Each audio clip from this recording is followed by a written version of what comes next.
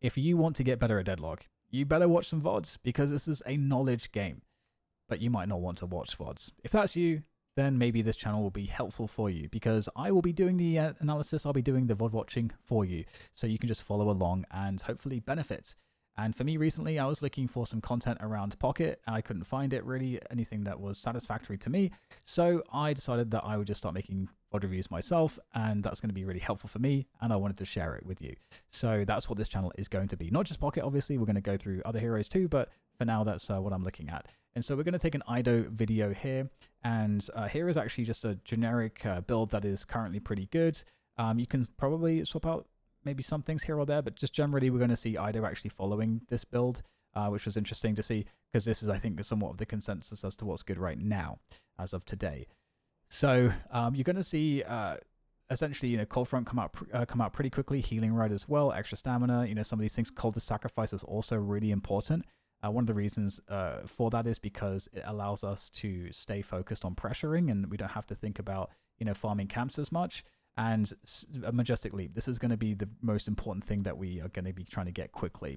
But with that said, this build is just, you can find it Do. It's, Do is obviously a very well-known Pocket player. I don't know if Monster Rounds is something that Eido picks up in this demo, but we're going to take a look at it. So let's get the match ID in here, and then we can look exactly at what Eido is doing through each stage of the game. And this is really going to help us to understand what we should be thinking of doing when we are playing Pocket. So let's load this game up. You can see that he has a great performance on Pocket, and we're going to jump into this. So I'll take my camera away because we don't need that. So let's have a look, shall we? The early game. The early game is really interesting because a lot of people don't play it optimally. So we're going to start with discussing that. So we've got a Pocket Warden combo, which is really nice. We're going to be on this right side lane, and we're going to be up against a Shiv Paradox. So not the most annoying of lanes, I suppose. But the first thing that I'm going to state here, there's a few different goals, but we need to figure out what is the biggest goal. The biggest goal is ultimately get the objective down as quickly as possible. And one of the ways in which we do that is we pressure the waves and get our creeps as healthy as possible to that tower as quickly as we can. And so to do that, we need to kill the other creeps, their creeps, as quickly as we can. And we need to also try to prevent them from damaging our creeps. So these are some objectives that we have. And in the course of doing that, what we want to also think about is being economical with our health, because we need to use our health, especially on Pocket, for pressure, because the pressure is the part that allows us to essentially keep their heroes away from damaging our creeps. If we are pressuring them and making them feel threatened, then they aren't going to be able to shoot our creeps as much, and that's one of the other objectives. And by being economical with our health, we're using positions like this to control line of sight so that we can control how much damage we take. And you can see we're making sure that we get all the last hits and everything. And Warden's job is to just stay up, be very stable on the lane, and we're trying to pressure. So we get to this position. It's a good barrage position. You can double jump off the wall there. You can see there already they've lost a lot of health. We tank the tower with the parry, and then we're able to use the cloak to get out. And that is a very important thing with Pocket, is using the cloak, or having the cloak available to get out depending on the position that we're in. So that setup where we barraged from is a pretty repeatable spot in terms of, okay, we've got the ways to crash into their tower. We've managed to get to this position because we've created that map control there. And then now we can, execute this play with the barrage to apply even more pressure. And obviously, the more barrages you can connect, the more damage amplification you get on the opponents. So the more pressure you can get. So your job as Pocket with the burst damage, with the escape tools, is pressure. That's the thing that you're going to be the best at ultimately. And which is why I mentioned Warden is going to be more of the stable presence on the lane. You can see here we are as Pocket. We're able to mantle. We get the momentum off of the slide, off of the mantle. And then we get a forward barrage there to push them back again. Keep the barrage on them, keep the damage output on them as well.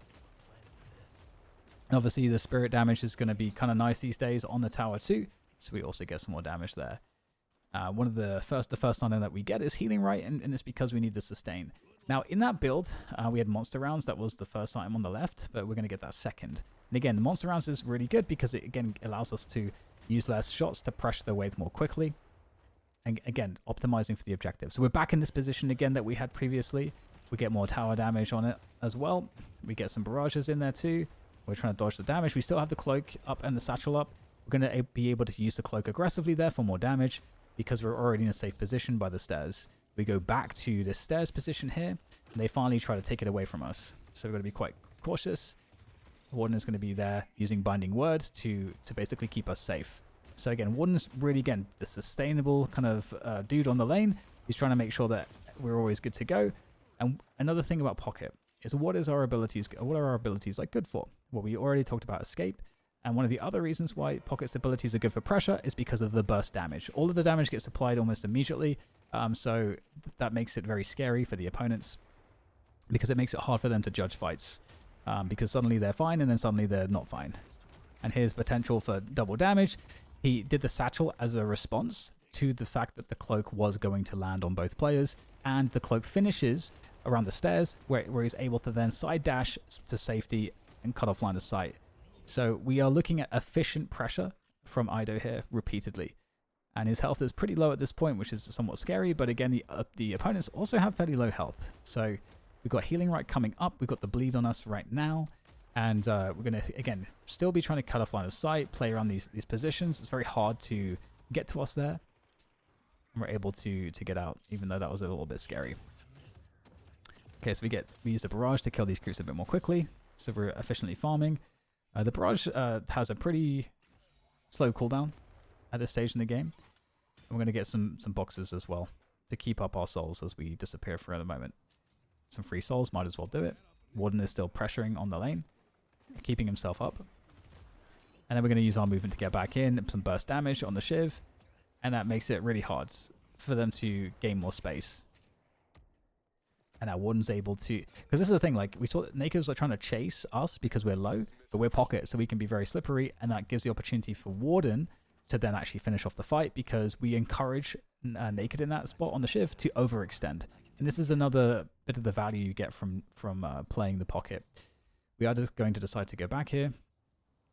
And we might try to drop for a box or two. Okay, nothing to it there after breaking that box. And then we finally get to healing. So you can see that we picked up Cold Front as the next item as well. So I hope you're starting to see the picture of the early game. We're going to swap lanes because it looks like we're going to have a lane swap. Looks like Victor's going to our lane. Oh no, Drifter's going to our previous lane with Warden. And we're going to be trying to get over towards this lane. We're going to try to chase Ivy here. We see Ivy coming off of that Guardian, off of a fight. And we're able to punish. So it just kind of works out. The timing just works out there quite nicely. And switching lanes as Pocket here is kind of nice as well. Because obviously if you're getting that pressure on, you're able to really create a lot of fear in the next lane if this next lane is struggling. We got that tower down like pretty quickly, so it allows you to be the one to roam and to rotate into other lanes.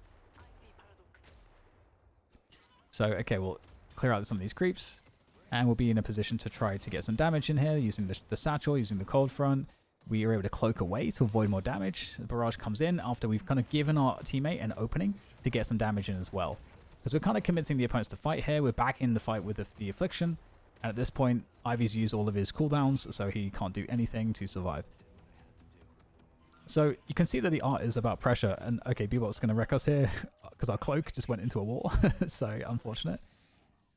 But yeah, you can see that our job is to pressure. We're not really thinking too much about like farming or wave clearing per se. Wave clearing is important, but it's somewhat secondary to the hero pressure. That's what we're doing first as Pocket. We're leaving the wave clearing to our teammates, largely speaking.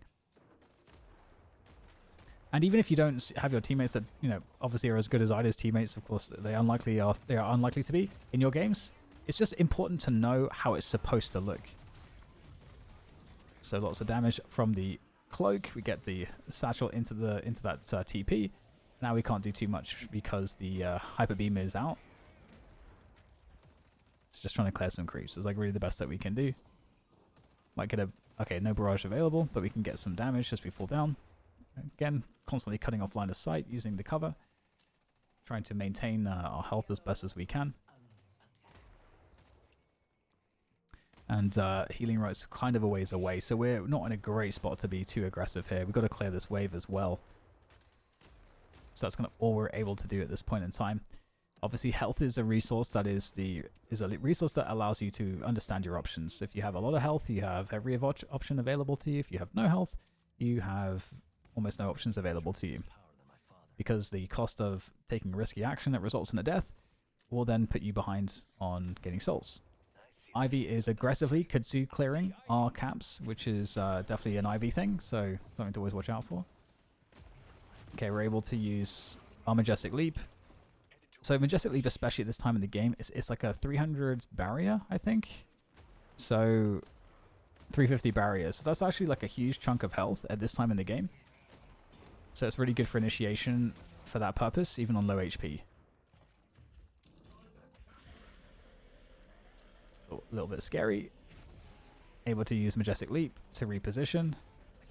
And obviously the Hyper Beam, it moves around slowly, so it's kind of funny how Eido is able to toy with that a little bit. Stuck in a really bad spot, but he forces them into a choke where he has all of his cooldowns up pretty much and is able to get enormous amounts of burst damage. Now this sets his teammates up for some like trading or clearance of this, because this is part of the problem on this lane, right? Is that you almost want these situations where you might potentially die, but you force the other team to lose loads of health as a result, because if your teammates can come in to clean up, suddenly it turns a lane that's a struggle into a lane where you can create a lot of space and potentially get to the objective. So that's again part of the thing that Pocket's really good at. Again, off of the rope, we get an opportunity to use all the momentum, the movement abilities, to be very aggressive with our abilities and chase away our opponents, and that's pressure. Again, we're pressuring them, we're forcing them to go back and to respect our presence, and this allows our teammates to have a bit more breathing room. Now we're in a bit of a sketchy spot here, especially with the Kelvin, but one of the art of Pocket is to ensure that you are doing as well as you can at keeping the cloak up, so that the cloak is your escape option, and that if you're using a cloak aggressively, it's because you're able to safely, or it's the case that you're still having escape options, really. Because that, if you think about it, that's your only true escape option, is the cloak. And as Pocket, you wanna, like, you can come back into a fight after the cloak and do so much damage. So like a lot of heroes, if they have to leave a fight, it's because their health is low. But Pocket has so much burst damage that once the cooldowns are gone, you know, you get in, you use all your cooldowns, you do a lot of damage, you shoot a little bit, you get out of the fight with the TP. Once the cooldowns are recovered, you're in a fight again, you can just do insane damage and just like win the fight. So it's getting in, getting out, getting in, getting out. That's like the Pocket gameplay. Really nice movement here. Let's look at this fight again. I think what's cool here is we saw Eido force the Paradox into close quarters, which is always going to be nice for a Pocket. So we cut the line of sight. We don't have an enormous amount of health. We're half health, which is tempting for Paradox to think he can take the fight. We TP away. We don't take damage because we satchel and we are able to Majestic Leap. So we get the movement options. And we're able to juke away. And also by creating a prolonged fight, hopefully a teammate might be coming nearby. And that will give you the opportunity to be in a position to have a teammate come and kill that guy.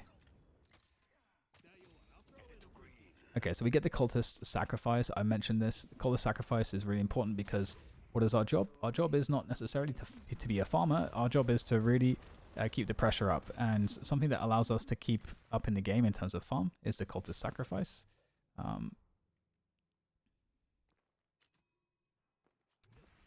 Whilst we are moving around the map to pressure. And the other thing too is that you do want to farm a bit, but it's going to be a lot about ensuring that you are efficient with your movement whilst doing so, because you've got all these movement tools.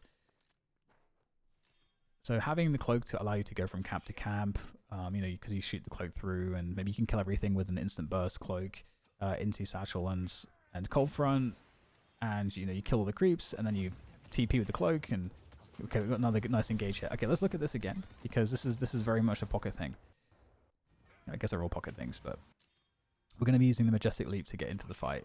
So on the map, we can see one teammate, and we've got two players here. So, and we're in a position, which is one of the reasons why being sort of aggressive in the jungle, or to have like a lot of map control, is really nice, because it gives us these opportunities where we are going to be able to backstab our teammates, because these guys will feel fairly safe because they're somewhat close to their walker-ish, but there is no objective around them for them to turtle around. So they are actually kind of exposed, but it's one of those spots where you know, they feel safer than they potentially really are.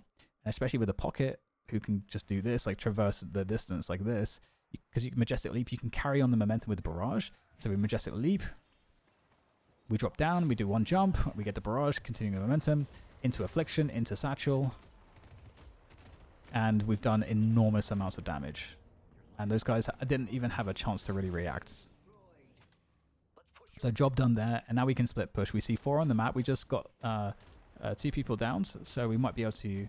Actually, they're going to be... It's not actually saying how quickly they respawn here, but we should be able to get some time, some damage on this Walker, get it quite low, or at least down to half, before those guys come back. Okay, now they come back. We're Pocket. We Majestic Leap as soon as we see them. Now, Mina is very dangerous with the ult against Pocket, because the ult will silence you, and it does damage too, very quickly. So that has gotten me a bunch. And then obviously knowing where the jump pad is to kind of get yourself around the map as well is also really nice. Okay, so we're going to get our stamina mastery, and we're going to get our superior cooldown. So usually placed on the ult, back into a fight, and again Majestic Leap into the burst damage, cloak, satchel. And then Kelvin thinks that he can fight us, but he's a little in over his head. So we do have Billy near us, and so Kelvin will have to leave. But still, other players want to take a fight here, so we get swapped. We still have cloak up, and we've got good health, so we're fine.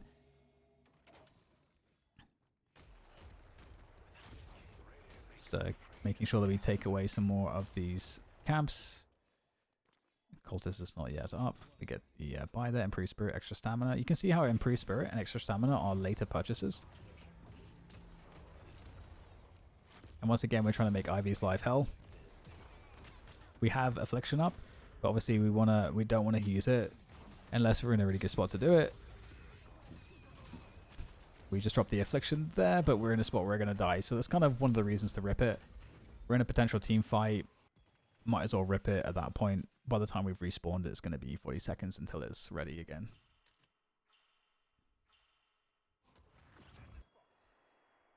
Okay, so now the question is, you know, there's always this question: we die. What do we do off the respawn? Let's look at that once we get back in. Okay, so what are we choosing to do here? Okay, so we're choosing to go onto this lane. There's 2 opponents there. They're clearing the wave. This Walker is weak. So there's nobody of our team on this lane, so that makes a lot of sense, and it allows us to get that split push pressure in. Our teammates are currently pushing that left Walker. We've got Yamato in mid, and now we're going to try to clear this lane and push this. Also, our cultist sacrifice is up soon, and okay, this level 3 camp is not ready. But yeah, you can see we can clear this really fast with the cloak, or rather the satchel and the cold front. And now we're creating a spot where, do they attack us here? We're going to get this Walker. They pulled 3 players to defend this left side Walker, so this is just classic split push play. Just abusing that. They don't have the numbers to really fight us and deny us. Then we get to move back into the jungle. It's like we want to spend our money here. Transcendent cooldown. Some more cooldown reduction. Really important on Pocket. Because again, it lets you get into a fight, burst everything, get out of a fight, get back in more quickly. Got everything up right now, and we see them running the urn. So we're trying to intercept the urn. There's a cultist on the level 3. And there's the barrage. Get a bunch of damage amp on him. Really, really nice to get the damage amp on him, because obviously if you can get damage amp on players first, the rest of the fight is going to be more efficient. Okay, do we rip all here? I don't know. I'm going to try to get out. We had the cloak up. I didn't see him throw the cloak. So again, Eido really, really good at cloak management. And then the opponents are going to be trying to make their way into this fight. We've got Majestic up. There it is. And Speaking Barrage now. Get ourselves across the fight. Drop down with the cloak. As soon as Mina is targeting us, again, it silences you, but we're already in the Majestic Leap. Now we burst everything. We are in a lot of trouble, but we're able to get out with the cloak again. And we got a good Affliction off there too. We can try to look at that again, because that happened very quickly. Okay, we are Pocket. We're going to Majestic Leap into the fight, and I wonder if I can pause in time. Okay, So where's Mina? Where is Mina? I don't know where Mina is. But we're about to get Mina'd. Yeah, now we're getting Mina'd. Where is she? I can't even see her. Oh, there she is. I was going to say, like, I thought she was up there. So we Majestic Leap. We use it again, which allows us to drop down with that momentum. And it gets us to this doorway. So we get out of the Mina thing, because again, it silences you in his pocket. That really is the worst thing. And then we get to go back into the fight. We get the Affliction in a really good spot where the fight is kind of centralized. We hit a lot of players, and we get more damage out there. We still have everything off of cooldown, which is really nice. We satchel. The reason is because we hear the Kelvin, and out of the satchel, we're spamming Majestic Leap again. It gives us a 350 barrier, so it gives us a bit more survivability. That was really well done. And he did it off the footsteps. He heard the footsteps, he insta-popped satchel, and then a Majestic Leap. Because obviously, if you take damage, a Majestic Leap will go on cooldown for 5 seconds. Alright, so we're back in on this lane. We're going to clear it. And we're going to deliver that urn. Very nice indeed. Okay. Majestic Leap to traverse the map a bit. Again, Majestic Leap, especially with all the cooldown reduction, is up a lot. Wait, did we Majestic Leap? Am I crazy? Well, we sold the healing right and got a Warp Stone, so more mobility from the Warp Stone. Okay, Barrage. Again, the cool thing about the Barrage is that it allows you to threaten, be very threatening. Okay, we got an aggressive cloak there. I don't know that that was the ideal thing, but we ripped it. We ripped the Affliction as well.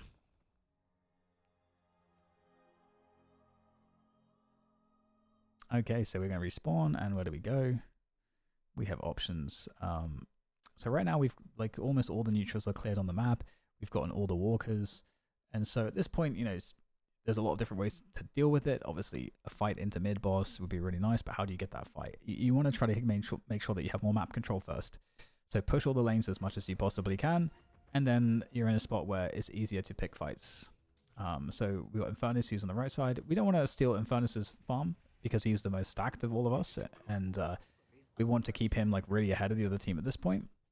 And so we can clear this. We throw the cloak out. That's part I talked about this. Part of the burst, and we TP out. So really efficient farming. Oh, and we find Ivy. That's really nice.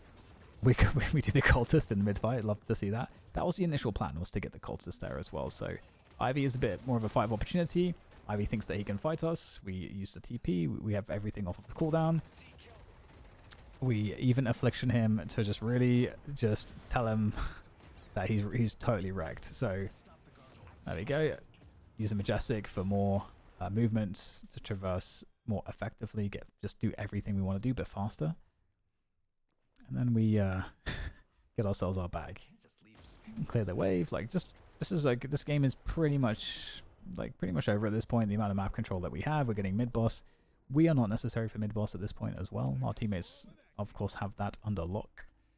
And we're going to get point blank as well, which is actually really nice on Pocket, because the shotgun damage is really high with the damage amps and everything else. It's certainly a strong way to just get some, like, really good consistent gun damage in there. And they are all sucked in together.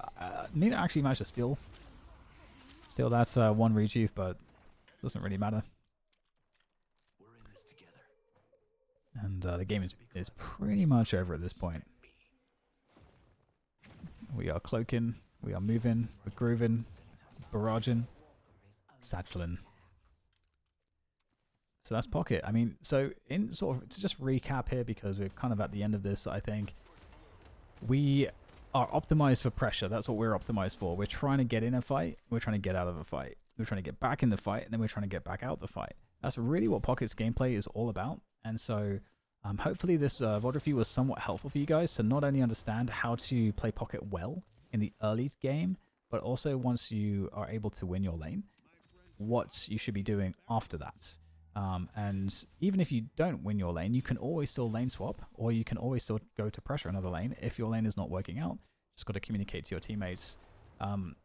Additionally, with Pocket, if you're going to farm, you want to ensure that you're using your abilities to do so really quickly and efficiently.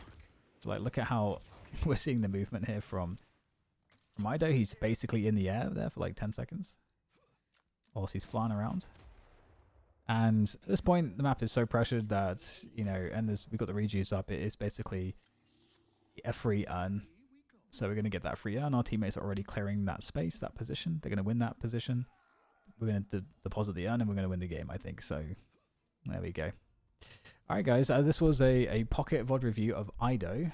It is the 8th of September. So that is whatever patch it is what it is on the 8th of September 2025.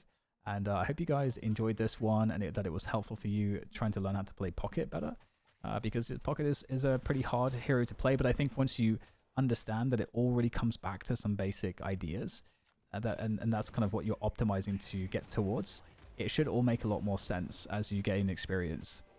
And actually, one final point I'll make about pressure is that the idea of pressure, and it's harder to see sometimes in lower level games, is the idea of pressure is to make sure that you are creating space for your team, and by limiting options and limiting map control for your opponents, and by constantly getting in their face whilst still being able to farm, because you've got the cultists, because you've got these abilities that are going to be cooling down real quick, especially with the builds that we are using.